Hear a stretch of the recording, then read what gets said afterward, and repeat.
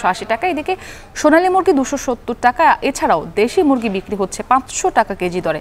এ বিষয়ে আরও জানাতে যুক্ত হয়েছেন সহকর্মী রিপন হোসেন। রিপন, আমরা একটু আগে যুক্ত ছিলাম খুলনাতে, সেখানে কিন্তু দাম বাড়তে উল্টো চিত্রটাই যশোরে। জানতে চাই যে দাম কমে আসার কারণটা কি, সরবরাহ কি বেড়েছে কিনা, কি দেখছেন?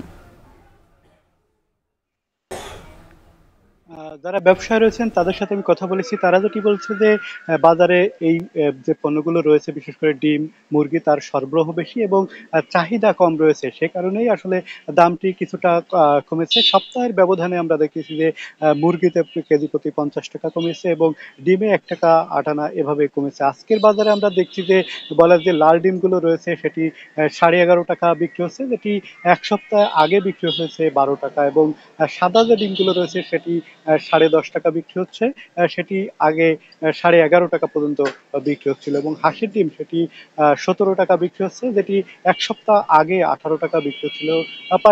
পাশাপাশি দেশি যে মুরগি রয়েছে সেটি আগে 550 টাকা ছিল, সেটি এখন 500 টাকা বিক্রি হচ্ছে, এবং সোনালী যে মুরগিটি রয়েছে সেটি 270 টাকা বিক্রি হচ্ছে, যেটি এক সপ্তাহ আগে 320 টাকা বিক্রি হচ্ছিল, এবং ব্রয়লার যে মুরগি 170 থেকে 180 টাকা বিক্রি হচ্ছে, এক সপ্তাহ আগে সেটি 200 থেকে 220 টাকা পর্যন্ত বিক্রি হচ্ছে। আমরা ভোক্তাদের সাথে কথা বলেছি, তারা বলেছে যে দাম যে পরিমাণে বৃদ্ধি পেয়েছে সে পরিমাণে কিন্তু দাম কমেনি, অনেক বেশি দাম বৃদ্ধি পাওয়ার পরে কিছুটা কমছে, হয়তো ডিমেতে 1 টাকা, মুরগিতে 50 টাকা পর্যন্ত কমেছে, তবে আরো কমার তারা দাবি করছেন। তবে যারা ব্যবসায়ী রয়েছেন তারা বলছেন যে এভাবে যদি ডিমের দাম ওঠানামা করে তাদের আসলে ক্ষতিগ্রস্ত হয়, সেক্ষেত্রে ডিমের দাম স্থিতিশীল রাখলে তাদের সুবিধা হয়। তো সব মিলে এই ছিল এখান থেকে আমার কাছে সর্বশেষ।